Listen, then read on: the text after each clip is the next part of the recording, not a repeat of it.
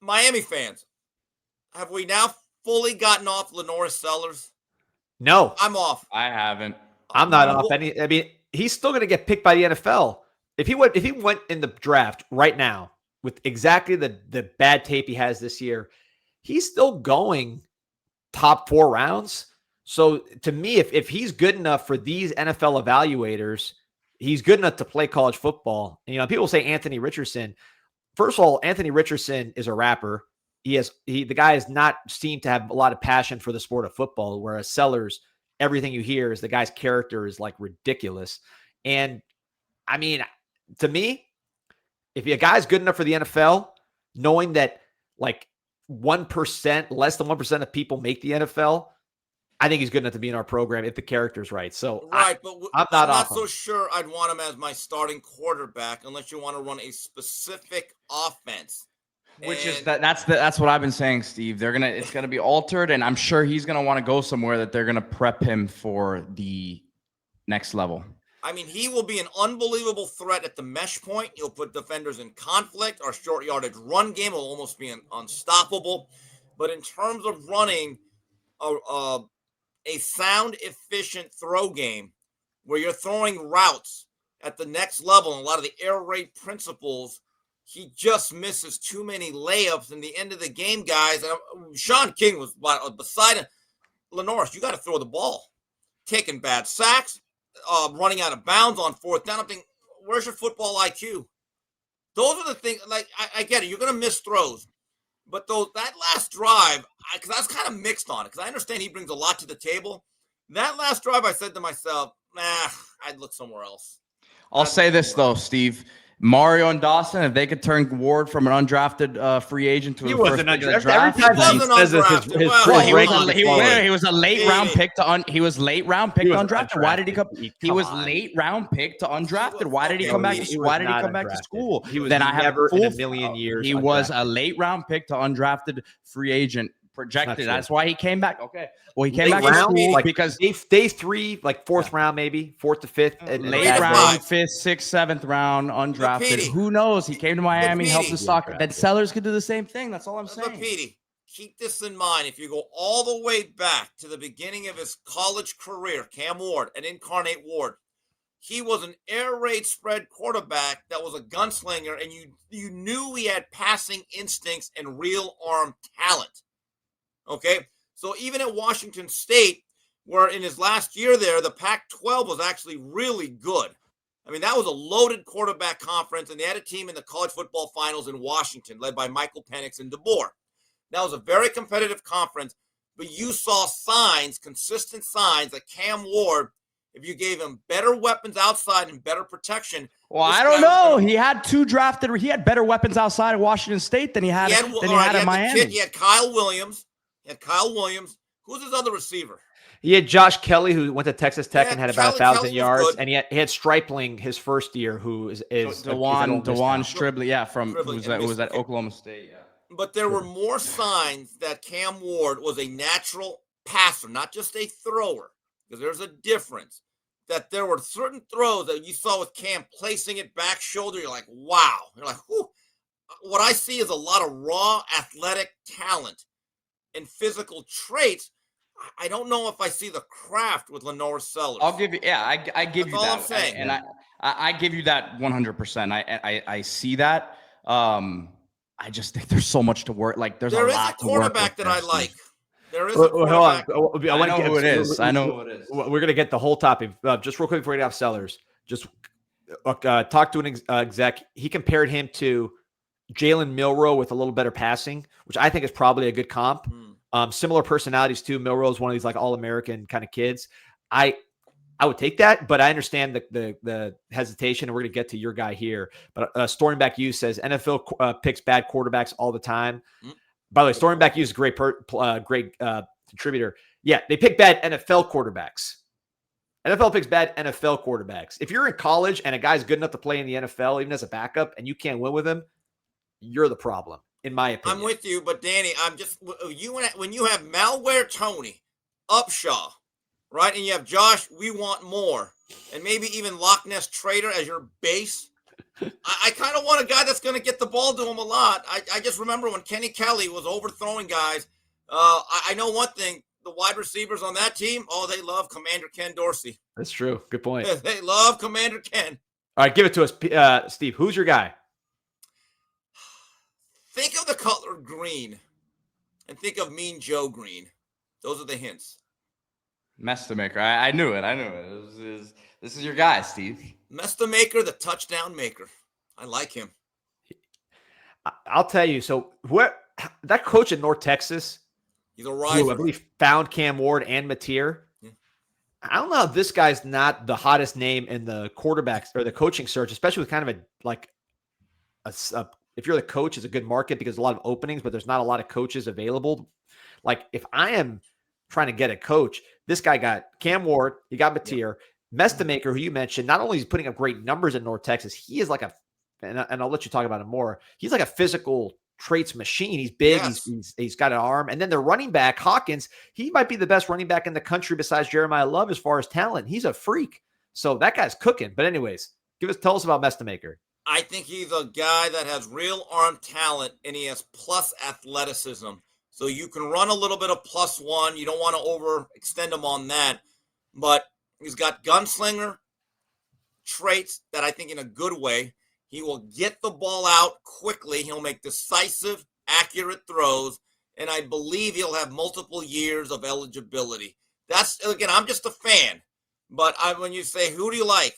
Lenore Sellers, I'm actually a fan of, but I understand his limitations as of right now. And with the type of offense that I think Miami can and should run, I like Mestamaker. And he can move a little bit. What do you say to the people who say, and Mestamaker can move. He can move more than like a Beck, for example, this year. But what do you say about the people who might say, hey, I want a quarterback that can run as a threat, not just a mobile throw to run, run to throw, a runner. Again, I don't think Mestamaker's Michael Vick or Randall Cunningham. He's not a statue either. And the reality is those guys are freaks. The guys like Michael Vick and Lamar Jackson and Josh Allen. Those are kind of like very rare. But it's been pointed out, if you actually look at the teams and the quarterbacks that have won national titles, Danny, how many of those freaky, twitchy athletes have won? You can get away with good athleticism. I don't think you necessarily need an elite athlete back there, right? Gunnar Stockton is a lot like Stetson Bennett. Bennett was a good athlete. I wouldn't say he was a great athlete, right? No. Last year, Will Howard was a good big athlete, but wasn't really all twitched up. A lot of his things were like about size and being tough, right? Alabama, when they won their national titles, Tua was somewhat mobile, but he was really a crafty pocket passer.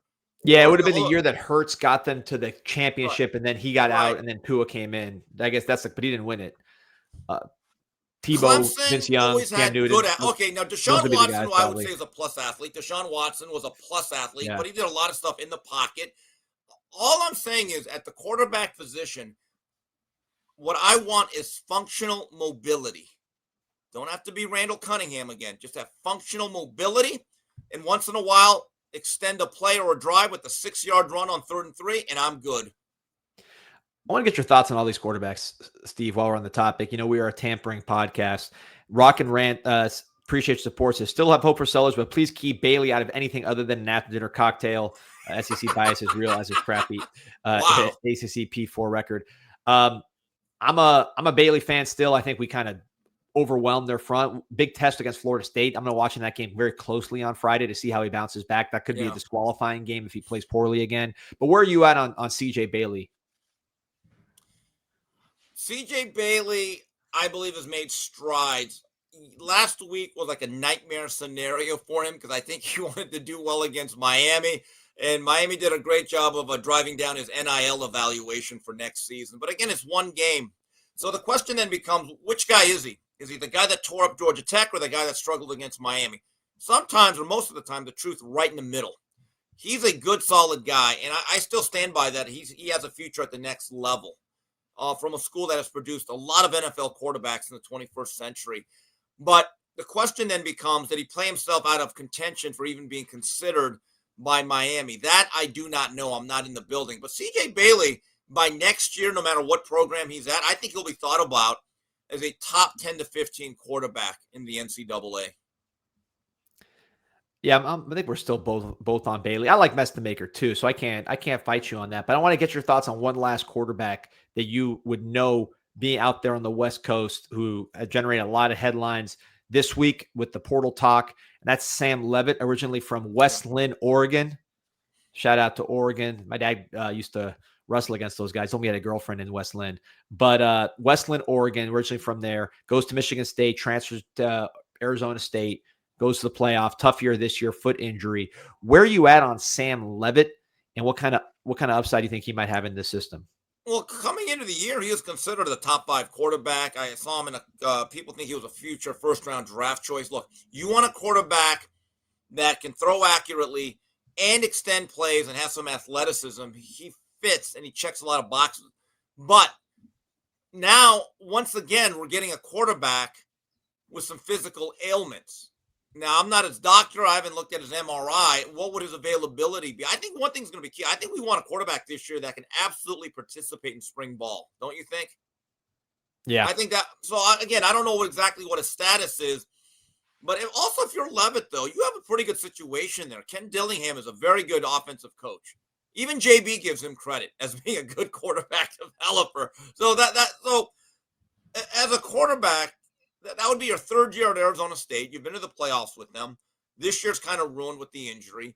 But Levitt, in terms of a college quarterback that can run a functional, modern-day throw game and has enough athleticism to help you out there, he's good. He's solid. I was going to get off this topic, but I can't. I know you got to. Well, what time you got to run? It's 10:03. How about 7:10? I get to tell 10 minutes after. All right, let's put 7 minutes left. Let's put a bow on this because this has been a hot topic. The comments always get fired up when me and Pete talk about this. People know where me and Pete stand. I think we're actually pretty similar on this one. I want to get your thoughts, which is, you were growing up in that quarterback era. We were getting guys one after another, high school guys that we signed and developed into great players. Since Steve Walsh in the supplemental draft back in 89. I want to say 1990. 89. We've had one pick higher than the 5th round at quarterback, and that was Cam Ward. And my view of the situation, well documented, is, listen, if the portal's given us number 1 overall picks in Cam Ward, NFL quarterback who can win games in college like Beck, and then whoever we're talking about now, that's a good thing. Others are saying you can't live like this. You have to develop players. No one's going to want to come to your program if you're not developing high school guys. Where are you at with the model that Miami seems to be leaning into, which is potentially a new high-profile transfer quarterback every year? It's great in theory until you get DJU. That's the reality. I mean, that means your hit rate has to be out. If you go back to that quarterback U era, which was really architected by the great Gary Stevens, the greatest offensive coordinator in program history. It went from Jim Kelly to Bernie to Vinny to Steve Walsh to Craig Erickson to Gino Torretta. That was an unbelievable run. And there was a particular theory or theme there. Every guy was recruited and developed by Miami. I think they all basically redshirted at one point in their careers. And then they would not start till about their 3rd year in the program, maybe their 4th. Florida State had a particular run, which was very similar. It was from like Danny McManus, Chip Ferguson, to Peter Tom Willis, to Casey Weldon, and then, Charlie Ward and the rest of those guys. I think those days are pretty much over for the most part throughout college football at certain programs. But again, you better hit on every single guy then, because you saw what happened to Florida State. And so I have a question for you, Danny. You're out there. You're more connected than I am, and Peter too. How much of an upside, or what is the feeling inside the building on Luke Nickel and then Darion Coleman? I will let D go first, and then I will give my thoughts. All right. I want to hear Pete's thoughts. I mean, I think they like him. I think he still has development to do. He didn't get a ton of reps this year. You saw him get one pass here in I believe in the NC State game. He got a pass towards the end. I would say there is lot of people, right, in the building. So to say one view prevails is not really realistic in college football. And the more you're around it, the more you realize that there's a lot of opinions on everything, in any program. It's not like that's a sign of disarray. Every program has a lot of different opinions. But I think Miami likes how the last 2 years have gone. So far, we'll see how this one ends. But certainly last year, I think Cam Ward changed the trajectory of the program and was the most impactful Canes since, I don't know, Dorsey. I mean, he made a whole generation of new Canes fans. Carson Beck so far is kind of trending towards what you thought he might be. I don't know if they're being dissuaded to go back in the portal. Coleman will be a freshman. We don't know what we got till he's here. Nickel, I don't know if he's ready to play next year at the level that we've been used to the last 2 years. I'll say that, but I mean, I like him. I think he's a good player. He just needs some reps. I think there's a reason they're going to go aggressively in the portal again, Steve. That my answer is that I don't know that there's I can't say I've personally heard a lot of like excitement about him. Like, obviously you're in the middle of the season, but made some strides at the end of spring. I'm not sure it fully carried over into the fall that like the way you would have wanted to see it. So I don't know that and look, he's behind Emory right now too. Right. So that I think that should show you something. Look, Emory's ceiling is probably being like a very serviceable starter, right? But I think there is a bit of a ceiling there that may not be high enough for the staff. But I just want to make this point. I understand the way the game is played. The portal is here to stay. The NIL is here to stay. They're tied in together. And if you're not playing in both pools, you can become, as I like to say, the Atari 2600 in a PlayStation world. You don't want to be Dabo Sweeney in a lot of ways in terms of that approach. But it is such an advantage, guys, and I think any coach will tell you this, when you have a returning quarterback that's been in your system, in your program with the same coordinator for 2 to 3 years, that understands as an upperclassman, I know this offense inside out. It is such an advantage.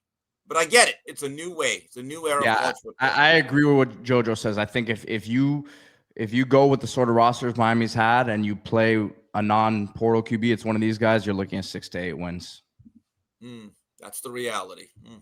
Yeah, we saw it with a less talented roster with a QB probably better, even though he wasn't good. TVD was better than these guys.